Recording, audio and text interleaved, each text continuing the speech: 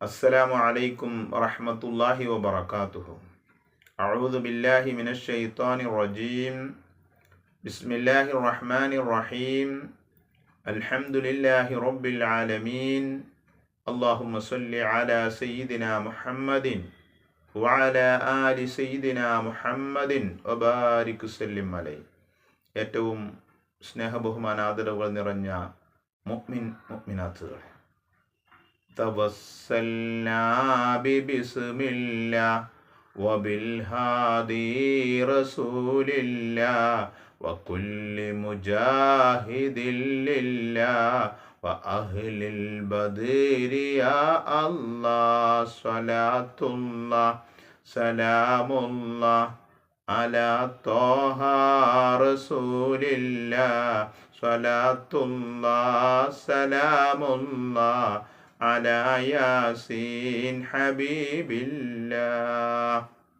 വളരെ പവിത്രവും പുണ്യവുമായ മാസത്തിലൂടെയും ദിവസത്തിലൂടെയുമാണ് നമ്മൾ കടന്നുപോയിക്കൊണ്ടിരിക്കുന്നത്.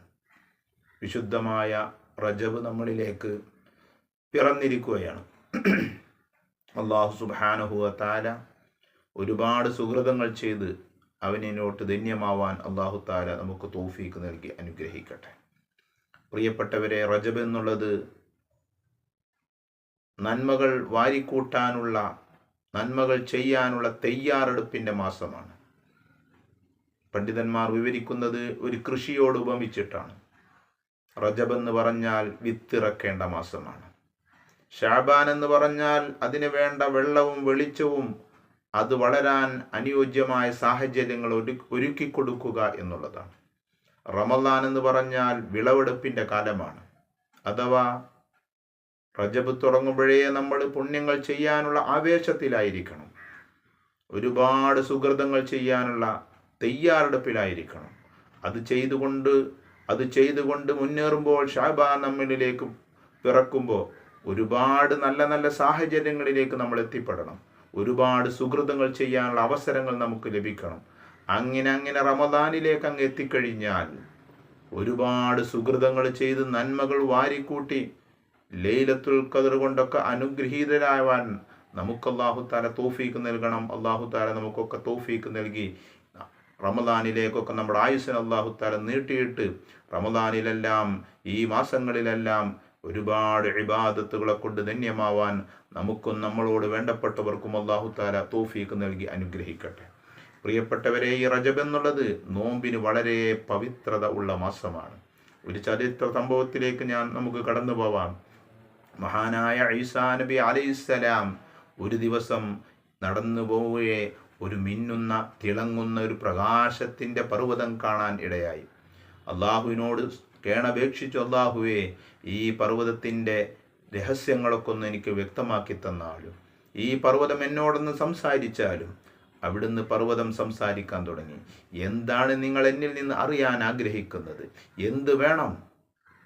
അപ്പോൾ ഈസാ നബി അലൈഹിസ്സലാം പറഞ്ഞു, നിന്റെ രഹസ്യങ്ങളൊക്കെ ഒന്ന് പറഞ്ഞു തരൂ, നിന്റെ കാര്യങ്ങളൊക്കെ ഒന്ന് വിവരിച്ചു തരൂ. അവിടുന്ന് പറഞ്ഞു, എന്നിൽ ഒരു മനുഷ്യനുണ്ട്.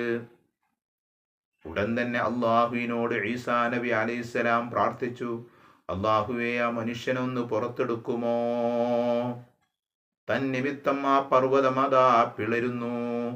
സുന്ദരനായൊരു വൃദ്ധനായ മനുഷ്യനതാ പർവ്വതത്തിൻ്റെ ഉള്ളിൽ നിന്ന് പുറത്തേക്ക് വരുന്നു. അദ്ദേഹം പറഞ്ഞു, ഞാൻ മൂസ നബി അലൈഹിസ്സലാമിൻ്റെ കാലത്ത് ജീവിച്ചിരിപ്പുള്ള ആളായിരുന്നു. എനിക്ക് മുത്തുനബി മുഹമ്മദുൻ സല്ലല്ലാഹു അലൈഹി വസല്ലമയുടെ ഉമ്മത്തിയാവാൻ ആഗ്രഹമുണ്ടായിരുന്നു. അതിനാൽ അത്രയും കാലം ജീവിക്കാനുള്ള അനുവാദം അള്ളാഹുവിൽ നിന്ന് ഞാൻ വാങ്ങി. അങ്ങനെ അല്ലാഹു തആല പർവ്വതത്തിൻ്റെ ഉള്ളിൽ എന്നെ സുരക്ഷിതമായി കൊണ്ടുപോവുകയായിരുന്നു. 600 വർഷമായി ഞാൻ ഈ പർവ്വതത്തിൻ്റെ ഉള്ളിൽ താമസം തുടങ്ങിയിട്ട് എനിക്ക് 600 വയസ്സായി.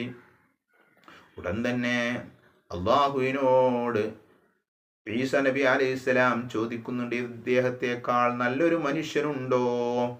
600 വർഷക്കാലം അള്ളാഹുവിനെ ഇബാദത്തിലായി ജീവിച്ച, ഒരു തെറ്റും ചെയ്യാതെ പർവ്വതത്തിൻ്റെ ഉള്ളിൽ വളരെ സുരക്ഷിതമായി തെറ്റുകളൊന്നുമില്ലാതെ അള്ളാഹുവിനെ ഓർത്ത് അള്ളാഹുവിൻ്റെ ചിന്തയിലായി കഴിഞ്ഞ മനുഷ്യൻ ഇതിനേക്കാൾ നല്ല മനുഷ്യനുണ്ടോ എന്ന ചോദ്യത്തിന് ഈസ നബി അലൈഹിസ്സലാമിന് കൊടുക്കുന്ന മറുപടി ഉണ്ട് എന്നുള്ളതാണ്. മുഅ്മിനെ, ആരാണെന്നുള്ളതല്ലേ?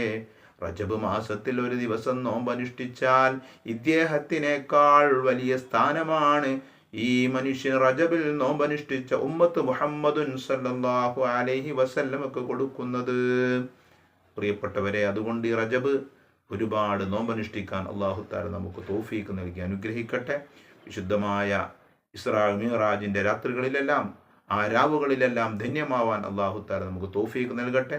ഒരുപാട് ഇബാദത്തുകളെ കൊണ്ട് ധന്യമായി നാളെ അല്ലാഹുവിൻ്റെ സന്നിധിയിലേക്ക് സമാഗതമാകുമ്പോൾ സ്വർഗത്തിൻ്റെ അഹ്ലുകാരായി ജന്നാത്തുൽ ഫിർദൗസിൽ നമ്മോടൊപ്പം നമ്മളുടെ മാതാപിതാക്കൾ, നമ്മുടെ ഗുരുനാഥന്മാർ, നമ്മളെ സഹായിച്ചവർ, സഹകരിച്ചവർ, നാട്ടുകാർ, കുടുംബക്കാർ, കൂട്ടുകാർ എല്ലാവരെയും അല്ലാഹു തആല ഉൾപ്പെടുത്തി അനുഗ്രഹിക്കട്ടെ.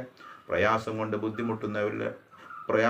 ബുദ്ധിമുട്ടുന്ന എല്ലാവരുടെയും എല്ലാ പ്രയാസങ്ങളും അല്ലാഹു തആല തീർത്ത് റാഹത്തും സന്തോഷവും സലാമത്തും നൽകി അനുഗ്രഹിക്കട്ടെ.